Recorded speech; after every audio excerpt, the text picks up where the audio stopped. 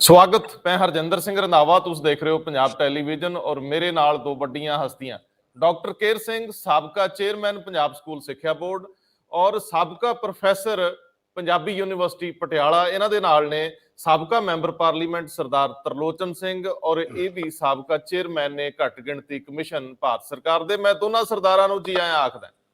ਸਤਿ ਸ਼੍ਰੀ ਅਕਾਲ ਜੀ। ਸਤਿ ਸ਼੍ਰੀ ਅਕਾਲ ਰੰਧਾਵਾ ਸਾਹਿਬ। ਸਤਿ ਸ਼੍ਰੀ ਅਕਾਲ।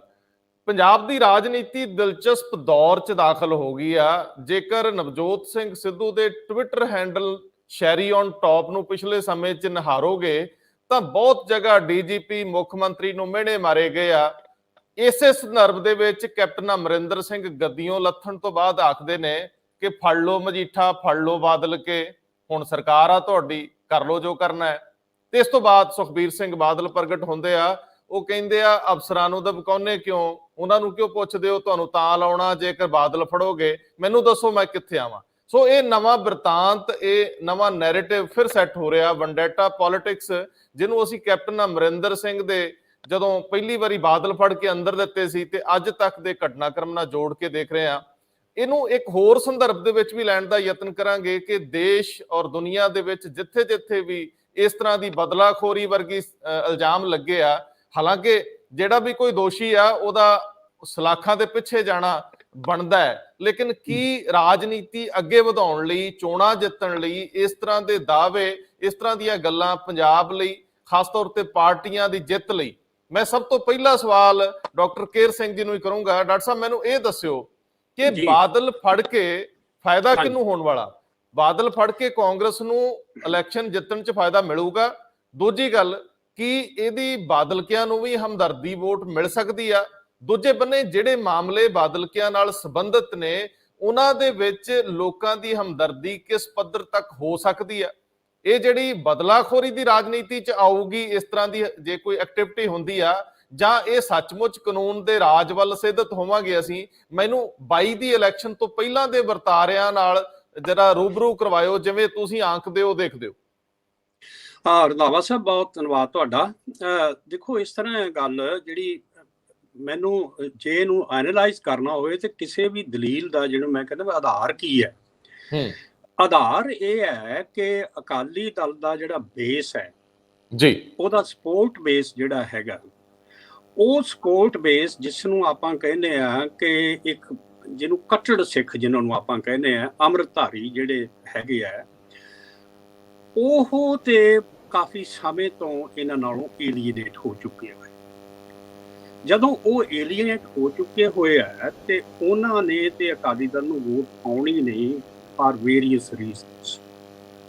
ਰਹੀ ਗੱਲ ਇਹ ਕਿ ਜਿਹੜੇ ਦੂਸਰੇ ਜਨ ਸਧਾਰਨ ਸਿੱਖ ਵੋਟਰ ਹਨ, ਜਿਹੜੇ ਉਸ ਕਿਸਮ ਦੀ ਕੱਟੜ ਵਿਚਾਰਧਾਰਾ ਵਾਲੇ ਨਹੀਂ ਹਨ, ਉਹਨਾਂ ਦਾ ਐਟੀਟਿਊਡ ਕੀ ਹੋ ਸਕਦਾ ਹੈ ਜੀ? ਉਹਨਾਂ ਦਾ ਐਟੀਟਿਊਡ ਆਮ ਤੌਰ ਤੇ ਦੇਖੋ, ਮਨੁੱਖੀ ਸੁਭਾਅ, ਜਿਸ ਨੂੰ ਆਪਾਂ ਇਹਨੂੰ ਹਿਊਮਨ ਸਾਈਕੋਲੋਜੀ ਦੇ ਬੇਸ ਤੇ ਹੀ ਆਪਾਂ ਇਹਦੇ ਬਾਰੇ ਕੁਝ ਕਿਆਸ ਰਾਈ ਕਰ ਸਕਦੇ ਹਾਂ ਕਿ ਮਨੁੱਖੀ ਸੁਭਾਅ ਹੈ ਕੀ।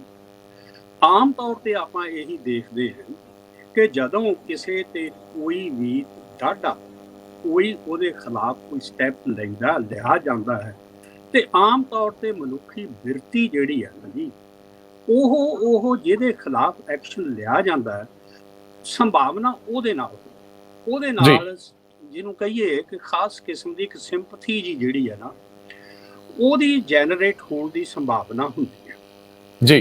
ਹੁਣ ਆਪਾਂ ਨੂੰ ਪਤਾ ਹੈ ਕਿ ਅਕਾਲੀ ਦਲ ਕਾਫੀ ਸਿੱਖ ਹਲਕਿਆਂ ਦੇ ਵਿੱਚ ਆਈਸੋਲੇਟ ਹੋਇਆ। ਅਜੇ ਵੀ ਉਹ ਅਕਾਲੀ ਦਲ ਪੂਰੀ ਤਰ੍ਹਾਂ ਮਕਬੂਲ ਨਹੀਂ ਹੈ, ਪਰ ਇਹਦੇ ਬਾਵਜੂਦ ਜੇ ਹੁਣ ਉਹਨਾਂ ਦੇ ਖਿਲਾਫ ਕੋਈ ਸਟੈਪ ਇਸ ਤਰ੍ਹਾਂ ਦਾ ਲਿਆ ਜਾਂਦਾ ਹੈ ਤਾਂ ਸੰਭਾਵਨਾ ਇਹ ਹੀ ਹੈ ਕਿ ਜਨ ਸਧਾਰਨ ਦੀ ਮਾਨਸਿਕਤਾ ਦੇ ਵਿੱਚ ਇਹ ਗੱਲ ਜਾਣੀ ਹੈ ਕਿ ਇਹਨਾਂ ਦੇ ਖਿਲਾਫ ਸਿਆਸੀ ਬਦਲਾਖੋਰੀ ਦੇ ਤਹਿਤ ਗੱਲ ਕੀਤੀ ਜਾ ਰਹੀ ਹੈ। ਜਦੋਂ ਸਿਆਸੀ ਬਦਲਾਖੋਰੀ ਦੇ ਤਹਿਤ ਗੱਲ ਕੀਤੀ ਜਾਂਦੀ ਹੈ ਰੰਧਾਵਾ ਸਾਹਿਬ, ਤੇ ਸੰਭਾਵਨਾ ਇਹੀ ਹੈ ਮਨੁੱਖੀ ਸੁਭਾਅ ਮੁਤਾਬਕ ਕਿ ਕੁਝ ਨਾ ਕੁਝ ਫਾਇਦਾ ਪੀੜਤ ਧਿਰ ਨੂੰ ਮਿਲਣ ਦੀ ਸੰਭਾਵਨਾ ਬਣਦੀ ਹੈ ਜੀ। ਦੂਸਰੀ ਗੱਲ ਰੰਧਾਵਾ ਸਾਹਿਬ ਇਹ ਹੈ ਜੀ ਕਿ ਸਿਆਸਤ ਦੇ ਵਿੱਚ ਜਦੋਂ ਅਸੀਂ ਕੋਈ ਵੀ ਗੱਲ ਬਦਲਾਖੋਰੀ ਦੀ ਸਿਆਸਤ ਜਿਸ ਨੂੰ ਆਪਾਂ ਕਹਿੰਦੇ ਹਾਂ, ਉਹ ਪ੍ਰੋਡਕਟਿਵ ਨਹੀਂ ਹੁੰਦੀ।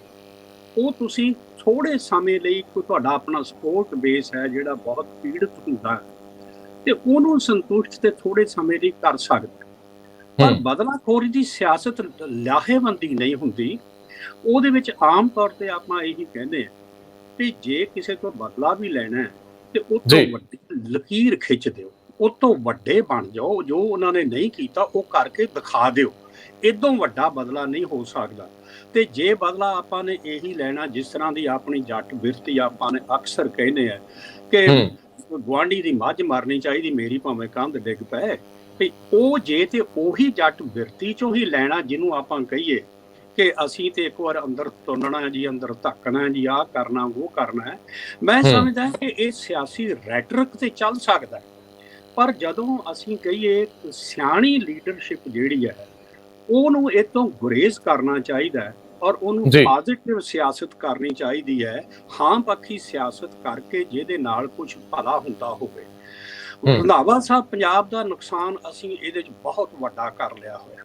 ਇਸ ਤਰ੍ਹਾਂ ਦੀ ਜਿਹੜੀ ਬਦਲਾਖੋਰੀ ਵਾਲੀ ਸਿਆਸਤ ਹੈ, ਇਹ ਨਾ ਤੇ ਪੰਜਾਬ ਦੇ ਹਿੱਤ ਵਿੱਚ ਹੈ, ਨਾ ਸਿੱਖ ਭਾਈਚਾਰੇ ਦੇ ਹਿੱਤ ਵਿੱਚ ਹੈ। ਪੰਜਾਬ ਔਰ ਸਿੱਖ ਭਾਈਚਾਰੇ ਦੇ ਹਿੱਤ ਵਿੱਚ ਇਹੀ ਹੈ ਕਿ ਹਾਂਦਰੂ ਸਿਆਸਤ ਡਿਵੈਲਪ ਕੀਤੀ ਜਾਏ, ਪੋਜ਼ਿਟਿਵ ਪ੍ਰੋਗਰਾਮ ਸਿਰਜੇ ਜਾਣ, ਪੋਜ਼ਿਟਿਵ ਪ੍ਰੋਗਰਾਮ ਦੇ ਰਾਹੀਂ ਆਪਣਾ ਸਪੋਰਟ ਬੇਸ ਮਜ਼ਬੂਤ ਕੀਤਾ ਜਾਏ। ਬਾਕੀ ਗੱਲ ਜਿਸ ਤਰ੍ਹਾਂ ਤੁਸੀਂ ਕਿਹਾ ਸੀ ਕਿ ਜਿਹਨੇ ਕੁਝ ਕੀਤਾ ਹੈ ਉਹ ਨਿਆਇਕ ਪ੍ਰਕਿਰਿਆ ਹੈਗੀ ਹੈ, ਉਹ ਨਿਆਇਕ ਪ੍ਰਕਿਰਿਆ ਚਲਾਓ ਤੁਸੀਂ। ਨਿਆਇਕ ਪ੍ਰਕਿਰਿਆ ਦੇ ਵਿੱਚ ਜਿਹੜਾ ਦੋਸ਼ੀ ਆਉਂਦਾ ਉਹਨੂੰ ਸਜ਼ਾ ਦਿਓ ਤੁਸੀਂ। ਤੇ ਜੇ ਤੁਸੀਂ ਤੱਤ ਪੜ੍ਹਤੇ ਸਟੈਪ ਲਓਗੇ ਤੇ ਉਹ ਡੈਫੀਨੇਟਲੀ ਬਦਲਾਖੋਰੀ ਲੱਗੇਗੀ। ਔਰ ਉਹਦੇ ਵਿੱਚ ਸੰਭਾਵਨਾ ਇਹ ਵੀ ਹੈਗੀ ਰੰਧਾਵਾ ਸਾਹਿਬ ਕਿ ਕੋਰਟਸ ਬੈਠੀਆਂ ਹੋਈਆਂ, ਕੋਰਟਸ ਨੇ ਇੰਟਰਵੀਨ ਕਰਨਾ ਹੈ ਔਰ ਸੰਭਾਵਨਾ ਇਹੀ ਹੈ ਕਿ ਇਹੋ ਜਿਹੀ ਬੇਲ ਮਿਲ ਜਾਂਦੀ ਹੁੰਦੀ ਹੈ। ਤੇ ਫਿਰ ਹੋਣਾ ਇਹ ਹੈ ਕਿ ਜਿਹੜੀ ਸਰਕਾਰ ਜਾਂ ਜਿਹੜੇ ਬੰਦੇ ਇਹਦੇ ਪਿੱਛੇ ਕਾਰਜ ਕਰ ਰਹੇ ਹੋਏ ਆ ਉਹਨਾਂ ਨੂੰ ਸਗੋਂ ਨਮੋਸ਼ੀ ਝੱਲਣੀ ਪੈਂਦੀ ਹੈ। ਸੋ ਇਸ ਕਰਕੇ ਮੈਨੂੰ ਇਹ ਲੱਗਦਾ ਹੈ ਕਿ ਓਵਰਆਲ ਸਿਨਾਰੀਓ ਇਹੀ ਮੈਨੂੰ ਸਮਝ ਆਉਂਦਾ ਕਿ ਜੇ ਇਹ ਮੌਜੂਦਾ ਸਰਕਾਰ ਜੇ ਪੋਜ਼ਿਟਿਵ ਹੋ ਕੇ ਪ੍ਰੋਗਰਾਮ ਕਰਨ ਔਰ ਵੱਡੀ ਲਕੀਰ ਖਿੱਚਣ ਤਾਂ ਇਹ ਸ਼ਾਇਦ ਸੂਬੇ ਦੇ ਹਿੱਤ ਵਿੱਚ ਵੀ ਹੋਏਗੀ ਔਰ ਸਿੱਖ ਭਾਈਚਾਰੇ ਦੇ ਹਿੱਤ ਵਿੱਚ ਵੀ ਹੋਏਗੀ। ਮੈਨੂੰ ਮੁੱਢਲੇ ਤੌਰ ਤੇ ਇਦਾਂ ਸਮਝ ਆਉਂਦਾ। ਬਾਕੀ ਜਿਸ ਤਰ੍ਹਾਂ ਗੱਲਬਾਤ ਚੱਲੇਗੀ ਆਪਾਂ ਇਹਦੇ ਵਿਚਾਰੇ ਹੋਰ ਵਿਚਾਰ ਕਰ ਲਵਾਂਗੇ। ਬਿਲਕੁਲ ਬਿਲਕੁਲ ਠੀਕ ਹੈ। ਤੁਸੀਂ ਕਹਿ ਰਹੇ ਹੋ ਕਿ ਜੇਕਰ ਕਾਹਲੀ 'ਚ ਕੋਈ ਕਦਮ ਲੈਂਦੇ ਆ, ਜਿਵੇਂ ਪਿੱਛੇ ਸਮਿਤ ਸਿੰਘ ਸੈਣੀ ਨੂੰ ਰਾਤ ਭਰ ਲਈ ਅੰਦਰ ਦਿੱਤਾ, ਲੇਕਿਨ ਉਸ ਤੋਂ ਬਾਅਦ ਅਦਾਲਤਾਂ ਦੀ ਜਿਹੜੀ ਪ੍ਰਕਿਰਿਆ ਉਹਦੇ ਵਿੱਚੋਂ 2022 ਤੱਕ ਇੱਕ ਐਸੀ ਸ਼ੈਲਟਰ ਮਿਲ ਜਾਂਦੀ ਆ, ਪ੍ਰੋਟੈਕਸ਼ਨ ਮਿਲ ਜਾਂਦੀ ਆ ਕਿ ਤੁਸੀਂ ਅਗਲੀ ਇਲੈਕਸ਼ਨ ਤੱਕ ਉਸ ਬੰਦੇ ਨੂੰ ਹੱਥ ਵੀ ਨਹੀਂ ਲਾ ਪਾਉਂਦੇ, ਖਿਲਾਫ ਕੇਸ ਕਿੰਨੇ ਵੀ ਸੰਗੀਨ ਹੋਣ।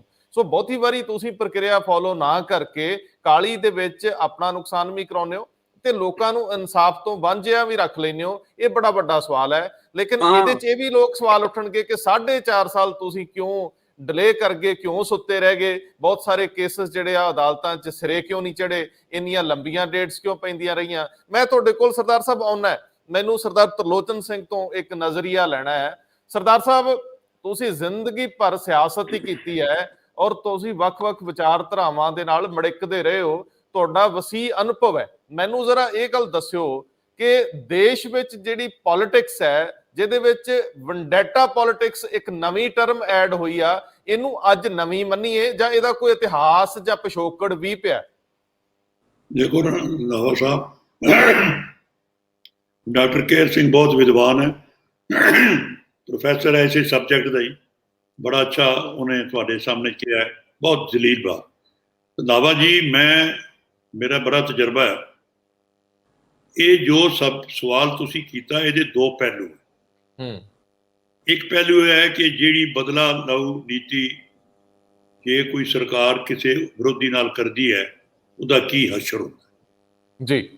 ਦੂਜਾ ਇਹਦੇ ਨਾਲ ਲਿੰਕ ਤੇ ਜਿਹੜੀ ਇਹ ਸਰਕਾਰ ਚਾਹੇ ਮਹਾਰਾਜਾ ਸਾਹਿਬ ਜੀ ਜਾਂ ਚੰਨੀ ਸਾਹਿਬ ਦੀ ਹੋਣਾ ਹੈ, ਇਹ ਸਰਕਾਰ ਦੀ ਵਿੱਚ ਇੱਕ ਬੜੀ ਵੱਡੀ ਦੁਬਿਧਾ ਹੈ। ਇਹ ਜੋ ਹੁਣ ਕਸ਼ਟਵੀ ਸਰਕਾਰ ਨੂੰ ਆਇਆ, ਅਦਲਾ ਬਦਲੀ ਵੀ ਹੋਈ, ਉਹ ਸਾਰੀ ਲੜਾਈ ਇਸੇ ਗੱਲ ਤੇ ਆਈ ਕਿ ਇਹ ਸਰਕਾਰ ਆਪਣੇ ਕੀਤੇ ਜਿਹੜੇ ਪ੍ਰੋਗਰਾਮ ਸਨ, ਖਾਸ ਕਰਕੇ ਜਿਹੜੇ ਸਿੱਖਾਂ ਨਾਲ ਸੰਬੰਧਿਤ ਸਨ, ਬਰਗਾੜੀ ਨਾਲ ਸਨ, ਕੋਟਕਪੂਰਾ, ਉਹਨਾਂ ਦਾ ਕੋਈ ਐਕਸ਼ਨ ਨਹੀਂ ਲੈ ਸਕੀ। ਸਰਕਾਰ ਦੀ ਬੜੀ ਦੁਬਿਧਾ 'ਚ। ਇਹ ਸਾਰੀ ਸਰਕਾਰ ਵਿੱਚ ਮੈਂ 2 ਵਾਰੀ ਤੁਹਾਡੇ ਚੈਨਲ ਤੇ ਪਹਿਲਾਂ ਵੀ ਬੋਲਿਆ ਕਿ ਰੰਧਾਵਾ ਮਿਨਿਸਟਰ ਇੱਕ ਐਸਾ ਵਜ਼ੀਰ ਸੀ ਜਿਹਦਾ ਏਜੰਡਾ ਹੀ ਇਹ ਸੀ ਕਿ ਭਰਾਵੋ ਜੋ ਇਹ ਜ਼ੁਲਮ ਹੋਏ ਉਹਦਾ ਸਜ਼ਾ ਦਿੱਤੀ ਜਾਵੇ। ਔਰ ਇਹ ਸਾਰੀ ਜਿਹੜੀ ਹੁਣ ਕਾਰਵਾਈ ਵੀ ਹੋਈ ਉਹਦੀ ਬਿਆਨ ਤੇ ਸ਼ੁਰੂ ਹੋਈ ਕਿ ਕਿੱਥੇ ਪਹੁੰਚੀ। ਲੇਕਿਨ ਮੈਂ ਜੋ ਡਾਕਟਰ ਕੇਰਸੇ ਨੇ ਕਿਹਾ ਕਿ ਤੁਹਾਨੂੰ ਯਾਦ ਕਰਾਉਣਾ ਚਾਹੁੰਦਾ, ਸਰਦਾਰ ਪ੍ਰਤਾਪ ਸਿੰਘ ਕੈਰੋਂ ਪੰਜਾਬ ਦਾ ਬੜਾ ਅਗਾਂਹਵਧੂ ਡਿਵੈਲਪਮੈਂਟ ਕਰਨ ਵਾਲਾ, ਇਦੋਂ ਵੱਧ ਸਭ ਤੋਂ ਵੱਧ ਮਸ਼ਹੂਰ ਸੀ। ਜਦੋਂ ਕੈਰੋਂ ਸਾਹਿਬ ਬਣੇ 1956 ਵਿੱਚ ਚੀਫ ਮਿਨਿਸਟਰ, 57 ਦੀ ਇਲੈਕਸ਼ਨ 'ਚ ਅਕਾਲੀ ਉਹਨਾਂ ਨਾਲ ਮਿਲ ਗਏ, ਲੜੀ। 62 ਦੀ ਇਲੈਕਸ਼ਨ ਆਈ, ਕੈਰੋਂ ਸਾਹਿਬ ਤੇ ਅਕਾਲੀਆਂ ਦੀ ਆਪਸ ਵਿੱਚ ਟੱਕਰ ਸੀ। ਮਸਤਾਰ ਸਿੰਘ ਉਦੋਂ ਪੰਥ ਦਾ ਲੀਡਰ ਸੀ। ਕੈਰੋਂ ਸਾਹਿਬ ਨੇ ਜਿਹੜਾ ਉਹਨਾਂ ਦੇ ਖਿਲਾਫ ਉਮੀਦਵਾਰ ਬਣਨ ਵਾਲਾ ਸੀ, ਮੋਹਨ ਸਿੰਘ ਤੁੜ, ਉਹਨਾਂ ਦੇ ਹਲਕੇ 'ਚ ਪੈਂਦਾ, ਉਹਨੂੰ ਅਰੈਸਟ ਕਰ ਲਿਆ। ਤੋ ਜਥੇਦਾਰ ਮੋਹਨ ਸਿੰਘ ਤੁੜ ਕੈਰੋਂ ਸਾਹਿਬ ਨੇ ਕਿਸੇ ਕੇਸ ਪਾ ਕੇ ਅਰੈਸਟ ਕਰ ਲਿਆ ਔਰ ਉਹ ਜੇਲ੍ਹ ਬੈਠਾ ਹੀ ਇਲੈਕਸ਼ਨ ਲੜਿਆ ਔਰ ਮਸਤਾਰਾ ਸਿੰਘ ਨੇ ਉਹ ਇਲੈਕਸ਼ਨ ਲੜੀ। ਰੰਧਾਵਾ ਜੀ ਰਿਕਾਰਡ ਤੇ ਹੈ ਕਿ ਉਹ ਇਲੈਕਸ਼ਨ ਪ੍ਰਤਾਪ ਸਿੰਘ ਕੈਰੋਂ ਹਾਰ ਗਿਆ। ਜਦੋਂ ਰਿਜ਼ਲਟ ਹੋਣਾ ਸੀ ਉਹ ਫਿਰ ਆਪਣਾ ਰਿਟਰਨਿੰਗ ਅਫਸਰ ਤੇ ਪ੍ਰੈਸ਼ਰ ਪਾ ਕੇ 36 ਵੋਟ ਦੇ ਮਾਰਜਨ ਨਾਲ ਕੈਰੋਂ ਸਾਹਿਬ ਜਿੱਤੇ। ਇੰਨਾ ਵੱਡਾ ਅਕਾਲੀ ਆਪਣੇ ਹਲਕੇ 'ਚ, ਉਹਨੇ ਹਲਕੇ ਨੂੰ ਸੋਨਾ ਬਣਾਤਾ, ਸਾਰੇ ਡਰਾਈਵਰ ਭਰਤੀ ਕਰਤੇ, ਬੱਸਾਂ ਦੇ ਪਰਮਿਟ, ਲੇਕਿਨ ਹਾਰ ਗਿਆ। ਇਸ ਕਰਕੇ ਕਿ ਪਿੰਡ ਦਾ ਜ਼ਿਮੀਂਦਾਰ ਚਾਹੇ ਕਿੰਨਾ ਹੋਵੇ ਉਹ ਇਹ ਬਰਦਾਸ਼ਤ ਨਾ ਕਰ ਸਕਿਆ ਕਿ ਇਹ ਵਿਚਾਰਾ ਜੇਲ੍ਹ 'ਚ ਕਿਉਂ ਪਾਇਆ। ਇਹ ਇੱਕ ਮਿਸਾਲ। ਦੂਜੀ ਮਿਸਾਲ ਕਿ ਜਦੋਂ ਇੰਦਰਾ ਗਾਂਧੀ ਹਟੀ, ਸਾਰਾ ਦੇਸ਼ ਇੰਦਰਾ ਗਾਂਧੀ ਦੇ ਖਿਲਾਫ ਹੈ, ਇਹਨੇ ਐਮਰਜੈਂਸੀ ਕਿਉਂ ਲਾ, ਬਿਲਕੁਲ। ਔਰ ਉਹ ਇਲੈਕਸ਼ਨ 'ਚ ਉਹ ਹਾਰ ਗਈ, ਆਪ ਵੀ ਹਾਰੀ, ਸਾਰੀਆਂ ਸਟੇਟਾਂ ਹਾਰ ਗਈ, ਸਾਰਾ ਤੁਹਾਨੂੰ ਪਤਾ ਹੈ। ਲੇਕਿਨ ਚਰਨ ਸਿੰਘ ਬਣ ਗਿਆ home minister. Charan Singh home minister ਨੇ ਕਿਹਾ ਜੀ ਮੈਂ ਤਾਂ ਬਦਲਾ ਲੈਣਾ। ਥੋੜੇ ਚਿਰ ਬਾਅਦ ਉਹਨਾਂ ਨੇ ਵਾਰੰਟ ਕੱਢ ਦਿੱਤੇ ਤੇ ਪਹਿਲਾਂ ਸੰਜੇ ਗਾਂਧੀ ਉਦੋਂ ਮਾਲਕ ਸੀ ਸਭ ਕੁਝ, ਰਾਜੀਵ ਗਾਂਧੀ ਤੇ ਉਦੋਂ ਨਹੀਂ ਸੀ। ਸੰਜੇ ਗਾਂਧੀ ਨੂੰ ਅਰੈਸਟ ਕਰਨਾ ਸੀ ਤੇ ਉਹ ਕੋਰਟ ਤੋਂ ਲੰਘ ਰਿਹਾ ਸੀ ਤੇ ਬਾਹਰ ਆ ਕੇ ਇੱਥੇ ਕਚਹਿਰੀ ਦੇ ਬਾਹਰ ਉਹਨਾਂ ਨੇ ਫੜਨਾ ਸੀ। ਉਹ ਖੜਾ ਹੋ ਗਿਆ, ਉੱਥੇ ਦੀ ਲਾਠੀਚਾਰਜ ਹੋ ਗਈ। ਇੱਕ ਫੋਟੋ ਇਹ ਆ ਗਈ ਕਿ ਸੰਜੇ ਪਿਆ ਉੱਪਰ, ਇੱਕ ਪੁਲਿਸ ਦਾ ਅਫਸਰ ਉਹਨੂੰ ਕੁੱਟ ਰਿਹਾ। ਉਹ ਫੋਟੋ ਨੇ ਮੁੜ ਕੇ ਇੰਦਰਾ ਗਾਂਧੀ ਜੂਗੀ ਕਰ ਦਿੱਤੀ। ਦੇਖੋ ਪਹਿਲੇ ਏਡੀ ਵੱਡੀ ਹਾਰ ਤੋਂ ਬਾਅਦ ਇੱਕੋ ਇਨਸੀਡੈਂਟ ਨੇ ਕਿ ਸਾਰਾ ਮੁਲਕ ਹੈ ਦੇਖੋ ਜੀ ਤਾਂ ਬੜਾ ਜ਼ੁਲਮ ਹੈ, ਦੇਖੋ ਜੀ ਬੜਾ। ਉਸ one incident Charan Singh home minister ਦੀ ਗਲਤੀ ਨਾਲ ਇੰਦਰਾ ਗਾਂਧੀ ਮੁੜ ਖੜੀ ਹੋਈ, ਦੁਬਾਰਾ ਪ੍ਰਾਈਮ ਮਿਨਿਸਟਰ ਹੋਈ। ਇੱਕ ਮਿਸਾਲ ਕਿ ਜਦੋਂ ਮਹਾਰਾਜਾ ਸਾਹਿਬ ਪਹਿਲਾਂ ਮੁੱਖ ਮੰਤਰੀ ਸੀ ਤਾਂ ਅਖੀਰਲੇ ਟਾਈਮ ਵਿੱਚ ਬਾਦਲ ਸਾਹਿਬ ਤੇ ਸੁਖਬੀਰ ਦੋਨੋਂ ਰੋਪੜ ਕਿਸੇ ਕੇਸ 'ਚ ਫੜੇ ਤੇ ਫੜ ਕੇ ਪਟਿਆਲੇ ਜੇਲ੍ਹ 'ਚ ਪਾ ਦਿੱਤੇ। ਟੌੜਾ ਸਾਹਿਬ ਉਦੋਂ ਨਵੇਂ ਸੁਲ੍ਹਾ ਹੋਈ ਸੀ ਬਾਦਲ ਸਾਹਿਬ ਦਾ, ਤੇ ਟੌੜਾ ਸਾਹਿਬ ਨੇ ਕਮਾਂਡ ਸੰਭਾਲ ਲਈ ਔਰ ਉਹਨਾਂ ਨੇ ਜੋ ਉਸ ਗੱਲ ਦਾ ਅਕਾਲੀ ਦਲ ਨੂੰ ਫਾਇਦਾ ਪਹੁੰਚਾਇਆ, ਟੌੜਾ ਸਾਹਿਬ ਨੇ ਪ੍ਰਚਾਰ ਕਰਕੇ ਉਹਦੇ ਰਿਜ਼ਲਟ ਹੈ ਅਕਾਲੀ ਮੁੜ ਕੇ ਇਲੈਕਸ਼ਨ ਜਿੱਤ ਗਏ। ਤੋ ਇਹ ਮਿਸਾਲਾਂ ਸਾਡੇ ਸਾਹਮਣੇ ਵੈਂਡਾਟਾ ਦੀਆਂ ਹਨ, ਬੜੀਆਂ ਹੋਰ ਹਨ ਮੇਰੇ ਕੋਲ। ਬੰਸੀ ਲਾਲ, ਦੇਵੀ ਲਾਲ, ਹਰਿਆਣਾ ਦੀਆਂ ਬੜੀਆਂ, ਕਿ ਕਿਵੇਂ ਅਸਕੜੀ ਲਾ ਕੇ ਬੰਸੀ ਲਾਲ ਨੂੰ ਭਵਾਨੀ ਦੀ ਬਾਜ਼ਾਰ ਚੋਂ ਕੱਢਿਆ ਗਿਆ, ਦੇਵੀ ਲਾਲ ਕਾਲਿਆ ਕਲੇਜਾ ਠੰਡਾ ਹੋਇਆ, ਇਹਦੇ ਜ਼ੁਲਮ। ਤੋ ਇਹ ਬੜੀਆਂ ਗੱਲਾਂ। ਲੇਕਿਨ ਮੈਂ ਜੋ ਇਹ ਤੁਹਾਡਾ ਅੱਜ ਕੁਐਸਚਨ ਹੈ, ਮੈਂ ਪਹਿਲਾਂ ਕਿਹਾ ਇਹ ਰਿਲੇਟਡ ਵਿਦ ਗਵਰਨਮੈਂਟ ਦੇ ਪਾਲਿਸੀ ਨਾਲ ਵੀ। ਮੈਂ ਬੜਾ ਕਲੀਅਰ ਹਾਂ ਕਿ ਇਸ ਵਕਤ ਜੇ ਸਰਕਾਰ ਕੋਈ ਐਸਾ ਗੱਲ ਕਰੇ ਜਿੱਦਾਂ ਕਿ ਲੋਕਾਂ 'ਚ ਜਾਏ ਕਿ ਜੇ ਹੱਥ ਦੇਖੋ ਸੈਣੀ ਸਾਹਿਬ ਦੀ ਮਿਸਾਲ ਦਿੱਤੀ ਹੈ, ਸਾਰਾ ਪੰਜਾਬ ਨੂੰ ਐਲੈਜਡ ਇਹ ਮੰਨਦਾ ਹੈ ਕਿ ਸੈਣੀ ਜਦੋਂ ਪੁਲਿਸ ਹੈਡ ਸੀ ਸਿੱਖਾਂ ਤੇ ਬੜੇ ਜ਼ੁਲਮ ਹੋਏ, ਬੜੇ ਐਸੇ ਐਨਕਾਊਂਟਰ ਝੂਠੇ ਜਿੱਥੇ ਸਭ ਤੋਂ ਵੱਧ ਇਹ 3-4 ਪੁਲਿਸ ਅਫਸਰਾਂ ਦੇ ਉੱਤੇ ਕੀਤੇ ਗਏ, ਬਲਕਿ ਇੰਨੀ ਰਿਜ਼ੈਂਟਮੈਂਟ। ਲੇਕਿਨ ਕੋਰਟ ਵਿੱਚ ਕੋਈ ਕੇਸ ਸਟੈਂਡ ਨਹੀਂ ਕਰ ਰਿਹਾ। 4-5 ਕੇਸ ਹੋਏ, 4 'ਚ ਜ਼ਮਾਨਤ ਮਿਲ ਗਈ। ਤੋ ਮੈਨੂੰ ਇਹ ਡਰ ਲੱਗ ਰਿਹਾ ਹੈ ਕਿ ਜੇ ਸਰਕਾਰ ਇਹ ਹੁਣ ਅੰਡਰ ਪ੍ਰੈਸ਼ਰ ਹੈ, ਪ੍ਰੈਸ਼ਰ ਉਹਨਾਂ ਦੇ ਇਤਨਾ ਵੱਡਾ ਇਸ ਗੱਲ ਦਾ, ਕਿਉਂਕਿ ਉਹ ਪਹਿਲੇ ਸੀਐਮ ਨੂੰ ਕੱਢਣ ਲਈ ਇਹ ਵੱਡਾ ਮੁੱਦਾ ਰੱਖਿਆ ਗਿਆ। ਤੇ ਜੇ ਹੁਣ ਇਹ ਕੋਈ ਐਸਾ ਕਦਮ ਨਹੀਂ ਚੁੱਕਦੇ ਤਾਂ ਪੋਲੀਟੀਕਲੀ ਇਹਨਾਂ ਨੂੰ ਜਵਾਬ ਦੇਣਾ ਪੈਣਾ। ਪਰ ਇਹ ਜਿਹੜਾ ਤੁਸੀਂ ਬੜਾ ਰੰਧਾਵਾ ਜੀ ਨੇ ਬੜੀ ਅੱਛੀ ਲਾਈਨ ਪਹਿਲਾਂ ਕਹੀ ਹੈ ਕਿ ਜਿਹੜੀ ਕੋਈ ਐਕਸ਼ਨ ਹੋਵੇ ਉਹ ਕੋਰਟ ਦੀ ਮਰਜ਼ੀ, ਕੋਰਟ ਦੀ ਅਪਰੂਵਲ ਨਾਲ ਹੋਵੇ।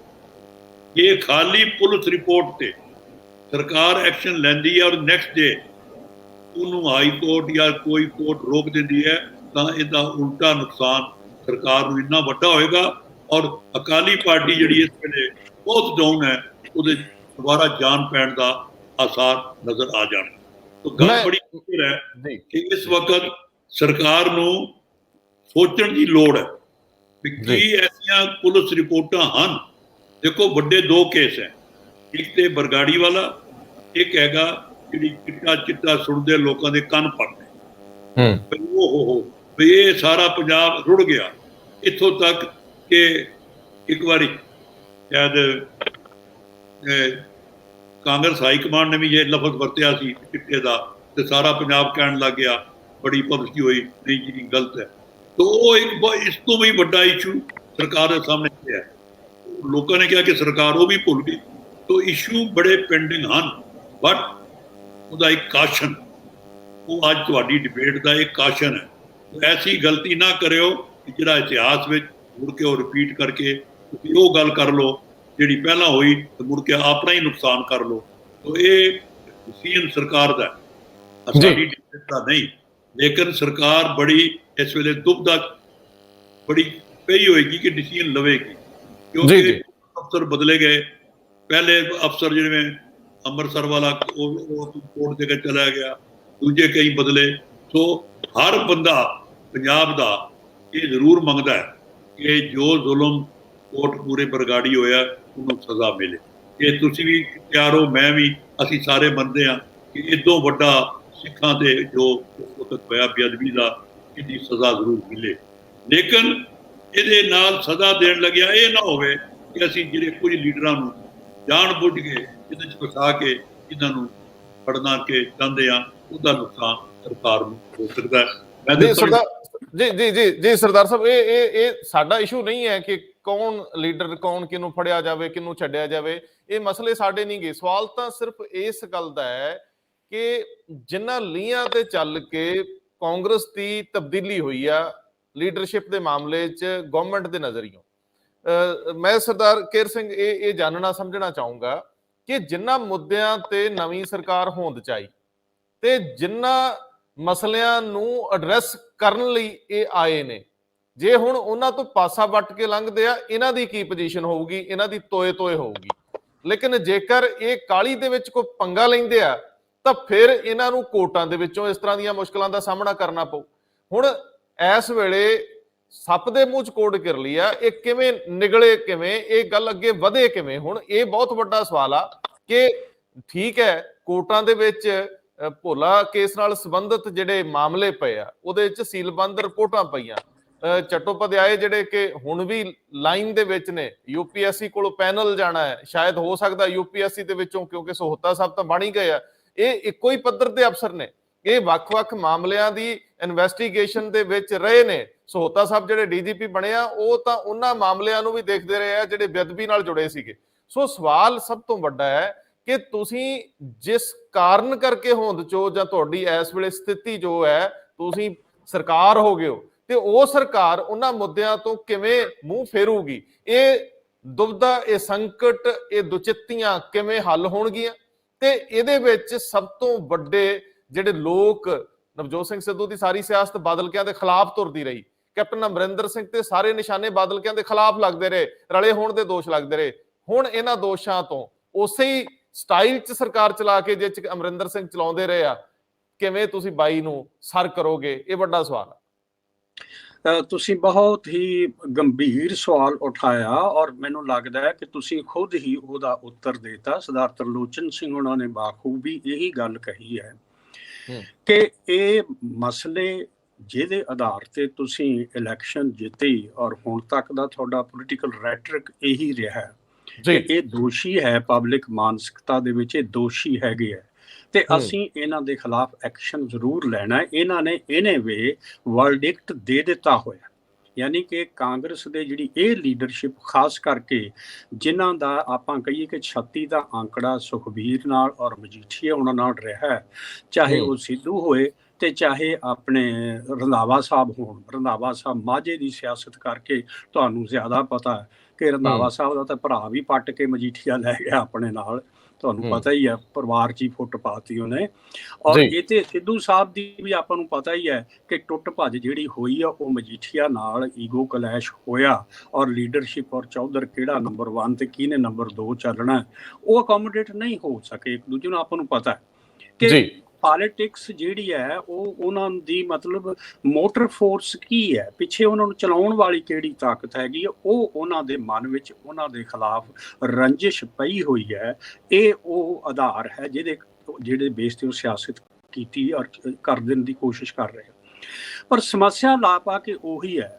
ਰੰਧਾਵਾ ਸਾਹਿਬ ਦੇਖੋ, ਜਿੱਥੋਂ ਤੱਕ ਚਿੱਟੇ ਵਾਲੇ ਮਸਲੇ ਦਾ ਗੱਲ ਹੈ, ਉੱਥੇ ਐਕਸ਼ਨ ਟੇਕਨ ਰਿਪੋਰਟ ਵੀ ਇੱਕ ਹੈਗੀ ਹੈ ਜੀ, ਪਈ ਹੈ। ਆਪਾਂ ਮੀਡੀਆ ਵਿੱਚ ਪੈਨੇ ਇਹਦਾ ਮਤਲਬ ਇਹ ਹੈ ਕਿ ਸਰਕਾਰ ਨੇ ਉੱਤੇ ਵਿਚਾਰ ਕਰਕੇ ਚੰਗੀ ਤਰ੍ਹਾਂ ਘੋਖ ਕੇ ਆਪਣਾ ਜੋ ਉਹਨਾਂ ਨੂੰ ਉਚਿਤ ਲੱਗਦਾ ਸੀ ਉਹਨਾਂ ਨੇ ਕੋਈ ਨਾ ਕੋਈ ਐਕਸ਼ਨ ਲਿਆ, ਜੋ ਉਹਨਾਂ ਨੂੰ ਠੀਕ ਲੱਗਦਾ ਸੀ। ਕਿਉਂਕਿ ਬਾਹਰ ਨਹੀਂ ਆਇਆ, ਆਪਾਂ ਕਹਿ ਨਹੀਂ ਸਕਦੇ ਕੀ ਐਕਸ਼ਨ ਉਹਨਾਂ ਨੇ ਤਜਵੀਜ਼ ਕੀਤਾ ਹੋਣਾ ਹੈ, ਪਰ ਐਕਸ਼ਨ ਜ਼ਰੂਰ ਟੇਕਨ ਰਿਪੋਰਟ ਉਹਨਾਂ ਨੇ ਕੋਰਟ ਨੂੰ ਸਬਮਿਟ ਕੀਤੀ ਹੋਈ ਹੈ।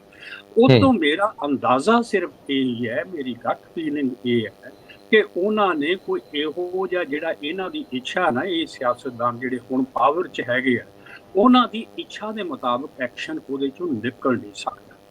ਕਿਉਂਕਿ ਜੇ ਐਕਸ਼ਨ ਟੇਕਨ ਰਿਪੋਰਟ ਦੇ ਵਿੱਚ ਇਹਦੀ ਸੰਭਾਵਨਾ ਕੋਈ ਹੁੰਦੀ ਤੇ ਹੁਣ ਬਾਹਰ ਆ ਜਾਂਦੀ ਕਿਸੇ ਨਾ ਕਿਸੇ ਤਰ੍ਹਾਂ, ਉਹ ਨਹੀਂ ਆਈ ਤੇ ਇਹਦਾ ਮਤਲਬ ਇਹ ਹੈ ਕਿ ਕੋਈ ਕਾਲਾ ਮਾਲਾ ਹੋ ਜ਼ਰੂਰ ਗਿਆ ਉਹਦੇ ਵਿੱਚ। ਤੇ ਜੇ ਕੋਈ ਐਕਸ਼ਨ ਲਿਆ ਜਾਂਦਾ ਹੈ ਤੱਤ ਪੜਤਾ, ਜਿਸ ਨੂੰ ਮੈਂ ਪਹਿਲਾਂ ਕਹੀ ਆ ਗੱਲ, ਉਹ ਫਿਰ ਇਹਨਾਂ ਨੂੰ ਪੁੱਠਾ ਪੈ ਸਕਦਾ। ਸੋ ਮੇਰੀ ਤਾਂ ਰਾਏ ਇਹੀ ਹੈ, ਮੈਨੂੰ ਸਮਝ ਇਹੀ ਆਉਂਦੀ ਹੈ ਕਿ ਇਹਨਾਂ ਕੇਸਿਸ ਨੂੰ ਤਹੱਮਲ ਨਾਲ ਜੋ ਵੀ ਕਾਨੂੰਨੀ ਪ੍ਰਕਿਰਿਆ ਹੈ ਉਹਨੂੰ ਤੇਜ਼ ਕੀਤਾ। ਮੈਂ ਸਰਦਾਰ ਸਾਹਿਬ, ਮੈਂ ਇੱਕ ਪਲ ਇਹਦੇ 'ਚ ਇੱਕ ਐਡ ਕਰ ਦਿਆਂ, ਕਿਉਂਕਿ ਤੁਸੀਂ ਦਿਲਚਸਪ ਮੋੜ ਤੇ ਗੱਲ ਲਾਏ ਹੋ। ਤੁਸੀਂ ਐਕਸ਼ਨ ਟੇਕਨ ਰਿਪੋਰਟ ਦੀ ਗੱਲ ਕਰ ਰਹੇ ਹੋ, ਕੁਦਰਤੀ ਤੌਰ ਤੇ ਉਹ ਸ਼ਾਮਲ ਹੋਈ। ਸਭ ਤੋਂ ਪਹਿਲਾਂ ਜਦੋਂ ਇਹ ਭੋਲਾ ਡਰੱਗ ਕੇਸ ਆਉਂਦਾ, 6000 ਕਰੋੜ ਦਾ ਰੌਲਾ ਪੈਂਦਾ ਰਿਹਾ, ਤੇ ਉਹਦੀ ਇੱਕ ਸੈਂਟੈਂਸ ਨਾਲ ਇਹ ਮਸਲਾ ਪੋਲੀਟੀਕਲ ਬਣ ਗਿਆ ਸੀ, ਔਰ ਸਰਕਾਰ ਵੀ ਮਜੀਠੀਆ ਹੋਣਾ ਦੀ ਸੀ ਤੇ ਮਜੀਠੀਆ ਦਾ ਨਾਮ ਭੋਲੇ ਨੇ ਲੈ ਦਿੱਤਾ, ਇਹ ਔਨ ਰਿਕਾਰਡ ਹੈ। ਲੇਕਿਨ ਉਸ ਤੋਂ ਬਾਅਦ ਇਨਵੈਸਟੀਗੇਸ਼ਨ ਸ਼ੁਰੂ ਹੁੰਦੀ ਆ ਈਡੀ ਵੱਲੋਂ। ਈਡੀ ਜਿਹੜਾ ਸੈਂਟਰਲ ਅਦਾਰਾ ਸੀ, ਉਹਦੇ ਕਰਤਾ ਧਰਤਾ ਜਿਹੜੇ ਪੰਜਾਬ 'ਚ ਸਰਦਾਰ ਨਰਿੰਜਨ ਸਿੰਘ, ਉਹਨਾਂ ਨੇ ਵਿਕਰਮ ਮਜੀਠੀਆ ਨੂੰ ਸੱਦਿਆ, ਪੂਰਾ ਦਿਨ ਇਨਵੈਸਟੀਗੇਟ ਕੀਤਾ ਕਿ ਨਹੀਂ ਕੀਤਾ, ਉਹ ਵੀ ਬੜੇ ਸਵਾਲ ਨੇ। ਉਸ ਤੋਂ ਬਾਅਦ ਇੱਕ ਰਿਪੋਰਟ ਸਬਮਿਟ ਹੁੰਦੀ ਆ ਜਿਹੜੀ ਹਾਈ ਕੋਰਟ 'ਚ ਹੁੰਦੀ ਹੈ। ਹਾਈ ਕੋਰਟ ਦੀ ਜਿਹੜੀ ਈਡੀ ਦੀ ਰਿਪੋਰਟ ਸੀ, ਉਹਨੂੰ ਫਰਦਰ ਹਾਈ ਕੋਰਟ ਇੱਕ ਨਵੀਂ ਜਾਂਚ ਲਈ ਅੱਗੇ ਭੇਜ ਦਿੰਦੀ ਆ, ਇਹਨੂੰ ਐਗਜ਼ਾਮਨ ਕੀਤਾ ਜਾਵੇ, ਜਿਹਨੂੰ ਸਰਦਾਰ ਹਰਪ੍ਰੀਤ ਸਿੰਘ ਸਿੱਧੂ ਕਰਦੇ ਆ, ਜਿਹੜੇ ਅੱਜ ਕੱਲ ਵੀ ਪੰਜਾਬ ਸਰਕਾਰ 'ਚ ਅਹਿਮ ਅਹੁਦੇ ਤੇ। ਔਰ ਉਹ ਜਦੋਂ ਰਿਪੋਰਟ ਸਬਮਿਟ ਕਰਦੇ ਆ, ਉਹਦੇ ਵਿੱਚ ਕੁਝ ਟਿੱਪਣੀਆਂ ਦਿੰਦੇ ਜਿਹੜੀਆਂ ਸਿੱਧੂ ਸਾਹਿਬ ਦੇ ਟਵਿੱਟਰ ਹੈਂਡਲ ਤੇ ਅਜੇ ਵੀ ਪਈਆਂ, ਜਿਨ੍ਹਾਂ 'ਚ ਨਾਮ ਬੋਲਦੇ ਆ, ਔਰ ਉਹ ਬਾਰ-ਬਾਰ ਕਹਿੰਦੇ ਸੀ ਡੀਜੀਪੀ ਸਾਹਿਬ ਇਹਨਾਂ ਦਾ ਕੁਝ ਕਰੋ, ਦਿਨਕਰ ਗੁਪਤਾ ਨੂੰ। ਲੇਕਿਨ ਉਸ ਤੋਂ ਬਾਅਦ ਇੱਕ ਐਕਸ਼ਨ ਟੇਕਨ ਰਿਪੋਰਟ ਵੀ ਗਵਰਨਮੈਂਟ ਨੂੰ ਕਿਹਾ ਜਾਂਦਾ ਹੈ ਕਿ ਤੁਸੀਂ ਵਿਦਨ ਮੰਥ ਸਬਮਿਟ ਕਰੋ। ਹਾਈ ਕੋਰਟ ਵੱਲੋਂ ਕਿਹਾ ਜਾਂਦਾ, ਜਿਹੜੀ 3 ਮਹੀਨੇ ਦੇ ਵਿੱਚ ਸਬਮਿਟ ਹੋਈ ਸੀ, ਮਹੀਨੇ 'ਚ ਨਹੀਂ ਸੀ ਹੋਈ। ਲੇਕਿਨ ਉਸ ਤੋਂ ਬਾਅਦ ਇੱਕ ਹੋਰ ਸਵਾਲ ਖੜਾ ਹੋ ਗਿਆ ਸੀ ਕਿ ਸਮਾਨਾਂਤਰ, ਇੱਕ ਤੁਹਾਨੂੰ ਯਾਦ ਹੋਵੇ, ਇੰਸਪੈਕਟਰ ਇੰਦਰਜੀਤ ਸਿੰਘ ਫੜੇ ਗਏ ਸੀ, ਫਿਰ ਇੱਕ ਐਸਐਸਪੀ ਦਾ ਨਾਂ ਵਿੱਚ ਆਇਆ ਸੀ, ਫਿਰ ਇਹ ਚੱਟੋਪਾਧਿਆਏ ਸਾਹਿਬ ਆ ਗਏ ਸੀ ਜਾਂਚ ਕਰਨ ਲਈ, ਫਿਰ ਇਲਜ਼ਾਮ ਲੱਗੇ ਸੀ ਕਿ ਇਹਨਾਂ ਤੋਂ ਜਾਂਚ ਨਹੀਂ ਕਰਵਾਈ ਜਾਣੀ, ਜਿਹੜੀ ਹਰਪ੍ਰੀਤ ਸਿੱਧੂ ਤੋਂ ਉਦੋਂ ਦੇ ਐਸਐਸਪੀ ਨੇ ਕਿਹਾ ਸੀ ਨਹੀਂ ਕਰਵਾਉਣੀ, ਫਿਰ ਉਹ ਸਿਧਾਰਥ ਚੱਟੋਪਾਧਿਆਏ ਜੀ ਨੂੰ ਦਿੱਤੀ ਗਈ, ਉਹਨਾਂ ਦੀ ਸਬ ਰਿਪੋਰਟ ਵੀ ਸੀਲਬੰਦ ਪਈ ਹੈ। ਮੈਨੂੰ ਲੱਗਦਾ ਹੈ ਕਿ ਉਹ ਜਿਹੜੀ ਹਾਈ ਕੋਰਟਾਂ ਦੇ ਵਿੱਚ ਪੈਰਵਾਈ ਹੋਣੀ ਸੀ ਅਫਸਰਸ਼ਾਹੀ ਵੱਲੋਂ, ਇਸ ਕਰਕੇ ਨਹੀਂ ਹੋਈ ਕਿ ਇੱਕ ਤਤਕਾਲੀ ਡੀਜੀਪੀ ਤੇ ਉਸ ਤੋਂ ਬਾਅਦ ਫਿਰ ਇੱਕ ਡੀਜੀਪੀ, ਫਿਰ ਕਈ ਹੋਰ ਨਾਮ ਹੀ ਉਹਨਾਂ ਰਿਪੋਰਟਾਂ 'ਚ ਸ਼ਾਮਲ ਨੇ ਕਿ ਕੌਣ ਕੌਣ, ਕਿੱਦਾਂ ਕਿੱਦਾਂ, ਕਿਵੇਂ ਕਿਵੇਂ। ਹਾਲਾਂਕਿ ਮੈਂ ਸਿੱਧਾ ਕਿਸੇ ਤੇ ਦੋਸ਼ ਨਹੀਂ ਲਾਉਂਦਾ ਕਿ ਕੋਈ ਬਹੁਤ ਨਸ਼ਿਆਂ 'ਚ ਸ਼ਾਮਲ ਰਿਹਾ ਹੋਊ, ਲੇਕਿਨ ਜਦੋਂ ਪੁਲਿਸ ਅਫਸਰਾਂ ਦੇ ਨਾਂ ਆਉਣੇ ਸ਼ੁਰੂ ਹੋਏ ਤਾਂ ਉਹਦੇ ਵਿੱਚ ਕਈ ਚੀਜ਼ਾਂ ਸ਼ਾਮਲ ਹੋਈਆਂ। ਸ਼ਾਇਦ ਉਸ ਤੋਂ ਬਾਅਦ ਪੈਰਵਾਈ ਨਹੀਂ ਹੋਈ। ਮੇਰੇ ਕੋਲ ਇੱਕ ਅਪੁਸ਼ਟ ਰਿਪੋਰਟ ਹੈ ਜਿਹੜੀ ਸਰਕਾਰ ਦੇ ਗਲਿਆਰਿਆਂ 'ਚੋਂ ਆਈ ਸੀ ਕਿ ਐਕਸ਼ਨ ਟੇਕਨ ਰਿਪੋਰਟ ਦੇ ਵਿੱਚ ਵੀ ਗੁੰਗਲੂਆਂ ਤੋਂ ਮਿੱਟੀ ਝਾੜੀ ਗਈ ਸੀ ਕਿ ਹਾਈ ਕੋਰਟ ਚਾਹਵੇ ਤੇ ਫਰਦਰ ਜਾਂਚ ਕਰਵਾ ਲੇ। ਇਹ ਅਜੇ ਲਿਫਾਫੇ ਖੁੱਲਣੇ ਆ। ਸਰਕਾਰ ਆਪਣੇ ਨਵੇਂ ਐਡਵੋਕੇਟ ਜਨਰਲ ਨੂੰ ਜੇ ਬਾਹਮ ਰੋੜ ਕੇ ਕਵੇ ਕਿ ਜਾ ਇਹ ਪਹਿਲਾਂ ਕਰਵਾ ਕੇ ਲਿਆ, ਜਾਂ ਚੀਫ ਜਸਟਿਸ ਜਿਹੜੇ ਹੈਗੇ ਨੇ ਹਾਈ ਕੋਰਟ ਦੇ, ਉਹਨਾਂ ਤੱਕ ਚੀਫ ਮਿਨਿਸਟਰ ਸਿੱਧੀ ਪਹੁੰਚ ਕਰਨ ਤਾਂ ਮੇਰੇ ਖਿਆਲ ਮਸਲੇ ਤਰਜੀਹ ਤੇ ਵੀ ਵਿਚਾਰੇ ਜਾਂਦੇ ਨੇ। ਹੁਣ ਇਹਨਾਂ ਦੀ ਮਨਸ਼ਾ ਹੋਊਗੀ ਕਿ ਕਿਵੇਂ ਕਰਨਾ। ਸੋ ਤੁਸੀਂ ਬਹੁਤ ਦਿਲਚਸਪ ਮੋੜ ਤੇ ਗੱਲ ਨੂੰ ਲਾਏ ਹੋ ਕਿ ਕਿਤੇ ਪੋਲੀਟੀਸ਼ੀਅਨ ਤਾਂ ਪਾਸੇ ਰਹਿ ਗਏ, ਅਫਸਰਾਂ ਕਰਕੇ ਇਹ ਰਿਪੋਰਟਾਂ ਅੱਗੇ ਨਾ ਵਧੀਆਂ ਹੋਣ ਤੇ ਜਦੋਂ ਖਲਾਰੇ ਪੈਣ ਇਹ ਨਾ ਹੋਵੇ ਕਿਤੇ ਬਹੁਤ ਵੱਡੇ ਹੀ ਪੈ ਜਾਣ, ਉਹਦੇ ਵਿੱਚ ਬੜੇ ਪਟਾਕੇ ਪੈ ਜਾਣ। ਇਹ ਵੀ ਗੱਲ ਹੋ ਸਕਦੀ ਕਿਉਂਕਿ ਆਪਾਂ ਜਲਦੀ ਗੱਲ ਹੁਣ ਮੁਕਾਉਣੀ। ਹਾਂਜੀ, ਤੁਸੀਂ ਬਿਲਕੁਲ ਠੀਕ ਕਹਿ ਰਹੇ ਹੋ। ਇਹ ਜਾਣਕਾਰੀ ਬਿਲਕੁਲ ਤੁਸੀਂ ਜੋ ਕਹਿ ਰਹੇ ਹੋ ਇਹ ਪਬਲਿਕ ਨੌਲੇਜ ਹੈਗੀ ਹੈ। ਪਰ ਨਾਲ ਦੀ ਨਾਲ ਰੰਧਾਵਾ ਸਾਹਿਬ, ਜਿਸ ਤਰ੍ਹਾਂ ਸਰਦਾਰ ਤਰਲੋਚਨ ਸਿੰਘ ਉਹਨਾਂ ਨੇ ਕਿਹਾ, ਤੁਸੀਂ ਵੀ ਸੁਜੈਸਟ ਕੀਤਾ ਕਿ ਜੇ ਮੌਜੂਦਾ ਸਰਕਾਰ ਇਹਨਾਂ ਕੇਸਿਸ ਦੇ ਵਿੱਚ ਕੁਝ ਐਕਸ਼ਨ ਨਹੀਂ ਲੈਂਦੀ ਤੇ ਉਹ ਜਿਸ ਤਰ੍ਹਾਂ ਤੁਸੀਂ ਕਿਹਾ ਉਹ ਸੱਪ ਦੇ ਮੂੰਹ 'ਚ ਕਿਰਲੀ ਵਾਲੀ ਗੱਲ ਹੈ, ਇਹਨਾਂ ਨੂੰ ਐਕਸ਼ਨ ਤੇ ਲੈਣਾ ਪੈਣਾ। ਪਰ ਉਹ ਐਕਸ਼ਨ ਇਸ ਤਰ੍ਹਾਂ ਹੀ ਹੈ, ਮੈਂ ਸਮਝਦਾ ਹਾਂ ਕਿ ਇਹਨੂੰ ਸਪੀਡ ਅਪ ਕਰਨ ਦੀਆਂ ਸਾਰੇ ਜੋ ਵਸੀਲੇ ਹੁੰਦੇ ਸਰਕਾਰਾਂ ਕੋਲ, ਉਹ ਸਾਰਾ ਹੀਲਾ ਵਸੀਲਾ ਕਰਨਾ ਚਾਹੀਦਾ ਹੈ ਤਾਂ ਜੋ ਪਬਲਿਕ ਦੇ ਵਿੱਚ ਇਹ ਕਹਿ ਸਕਣ ਕਿ ਅਸੀਂ ਜੋ ਵੀ ਕਾਨੂੰਨੀ ਪ੍ਰਕਿਰਿਆ ਦੇ ਵਿੱਚ ਸੰਭਵ ਸੀ, ਜਿੰਨਾ ਵੀ ਅਸੀਂ ਤੇਜ਼ ਕਰ ਸਕਦੇ ਸੀ ਉਹ ਅਸੀਂ ਤੇਜ਼ ਕੀਤਾ ਹੋਇਆ, ਔਰ ਕਾਨੂੰਨੀ ਪ੍ਰਕਿਰਿਆ ਅਨੁਸਾਰ ਜਿਹੜਾ ਵੀ ਦੋਸ਼ੀ ਆ ਉਹਨੂੰ ਸਜ਼ਾ ਮਿਲਣੀ ਚਾਹੀਦੀ ਔਰ ਮਿਲੇਗੀ। ਤੇ ਪਰ ਵੈਂਡੇਟਾ ਵਾਲੀ ਗੱਲ ਜਿਹੜੀ ਹੈ ਨਾ, ਆਪਾਂ ਜਿੱਥੋਂ ਮੁੱਢ ਤੋਂ ਸ਼ੁਰੂ ਕੀਤਾ ਰੰਧਾਵਾ ਸਾਹਿਬ, ਇਹ ਇੰਪ੍ਰੈਸ਼ਨ ਨਹੀਂ ਦੇਣਾ ਚਾਹੀਦਾ।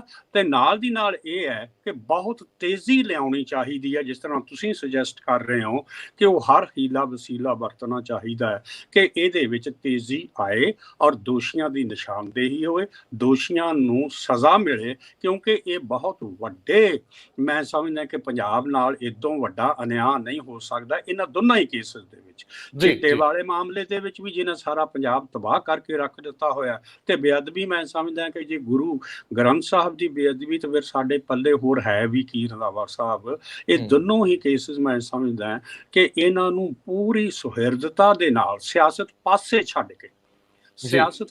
ਛੱਡ ਕੇ ਪੂਰੀ ਸੁਹਿਰਦਤਾ ਦੇ ਨਾਲ ਇਹਨੂੰ ਟੇਕ ਅਪ ਕਰਨਾ ਚਾਹੀਦਾ ਹੈ ਔਰ ਲੌਜੀਕਲ ਕਨਕਲੂਜਨ ਤੇ ਪਹੁੰਚਾਉਣਾ ਚਾਹੀਦਾ ਔਰ ਇਹਦੇ ਵਿੱਚ ਤੇਜ਼ੀ ਲਿਆਉਣੀ ਚਾਹੀਦੀ ਹੈ। ਕਾਨੂੰਨੀ ਢੰਗ ਨਾਲ ਜੋ ਵੀ ਪ੍ਰਕਿਰਿਆ ਅਵੇਲੇਬਲ ਹੈਗੀ ਹੈ ਉਹਦੇ ਵਿੱਚ ਪੂਰੀ ਤੇਜ਼ੀ ਲਿਆਉਣ ਦੀ ਗੁੰਜਾਇਸ਼ ਹੈਗੀ ਹੈ ਔਰ ਕਰਨੀ ਚਾਹੀਦੀ ਹੈ। ਕਿਸੇ ਦੇ ਨਾਲ ਕੋਈ ਪੱਖਪਾਤ ਇਹ ਨਾ ਨਜ਼ਰ ਆਏ ਕਿ ਪੱਖਪਾਤ ਹੋ ਰਿਹਾ ਹੈ, ਔਰ ਕਾਨੂੰਨੀ ਪ੍ਰਕਿਰਿਆ ਨਾਲ ਜਿਹੜਾ ਵੀ ਦੋਸ਼ੀ ਹੈ ਉਹਨੂੰ ਟੰਗ ਦੇਣਾ ਚਾਹੀਦਾ। ਮੈਂ ਸਮਝਦਾ ਕਿ ਬਹੁਤ ਹੀ ਜ਼ਰੂਰੀ ਹੈ ਪੰਜਾਬ ਵਾਸਤੇ। ਪਰ ਵੈਂਡੇਟਾ ਵਾਲਾ ਜਿਹੜਾ, it should not seem to be sort of actuated by vendetta। ਬਿਲਕੁਲ ਠੀਕ ਹੈ, ਕਿਉਂਕਿ ਜਦੋਂ ਇਹ ਉੱਪਰਲੇ ਲੈਵਲ ਤੇ ਨਜ਼ਰ ਆਉਂਦਾ ਹੈ ਤੇ ਫਿਰ ਇਹ ਗਰਾਊਂਡ ਤੇ ਵੀ ਨਜ਼ਰ ਆਉਂਦਾ ਹੈ। ਫਿਰ ਬਹੁਤ ਵਾਰੀ ਪਿੰਡਾਂ ਦੇ ਵਿੱਚ, ਧੜਿਆਂ ਦੇ ਵਿੱਚ ਵੀ ਫਿਰ ਵੈਂਡੇਟਾ ਹੁੰਦਾ ਹੈ, ਕਿਉਂਕਿ ਅਗਲੇ ਸੋਚਦੇ ਵੀ ਜੇ ਉੱਪਰਲੇ ਨੂੰ ਫੜਿਆ ਜਾ ਸਕਦਾ ਤੇ ਜਿਹੜਾ ਥੱਲੇ ਮਾੜਾ ਮੋਟਾ ਸ਼ਰੀਕ ਹੈ ਇਹਨੂੰ ਵੀ ਦੱਬ ਲਓ। ਪਰ ਜਿਸ ਤਰੀਕੇ ਨਾਲ ਸਰਦਾਰ ਚਰਨਜੀਤ ਸਿੰਘ ਚੰਨੀ ਚੱਲ ਰਹੇ ਆ, ਲੋਕਾਂ ਨਾਲ ਜੱਫੀਆਂ ਪਾ ਰਹੇ ਆ, ਲੋਕਾਂ 'ਚ ਇੱਕ ਪਰਸੈਪਸ਼ਨ ਬਣ ਰਹੀ ਆ ਕਿ ਮੁੱਖ ਮੰਤਰੀ ਉਹਨਾਂ ਦਾ ਹੈ। ਜਿਵੇਂ ਕੈਪਟਨ ਸਾਹਿਬ ਕਾਫੀ ਦੂਰ ਹੋ ਗਏ ਸੀ ਲੋਕਾਂ ਤੋਂ, ਇੱਕ ਹੁਣ ਹੌਲੀ ਹੌਲੀ ਲੋਕਾਂ 'ਚ ਅਸਰ ਆਉਣਾ ਸ਼ੁਰੂ ਹੋਇਆ। ਦਫ਼ਤਰਾਂ ਦੇ ਵਿੱਚ ਸਵੇਰੇ 9 ਵਜੇ ਹਾਜ਼ਰੀ ਹੋਣੀ ਸ਼ੁਰੂ ਹੋ ਗਈ। ਇਹ ਅਕਸਰ ਨਵੀਂ ਸਰਕਾਰ ਆਉਣ ਤੇ ਹੁੰਦਾ, ਪਰ ਇਹਨੂੰ ਕੌਣ ਕੰਟੀਨਿਊ ਕਰੇਗਾ?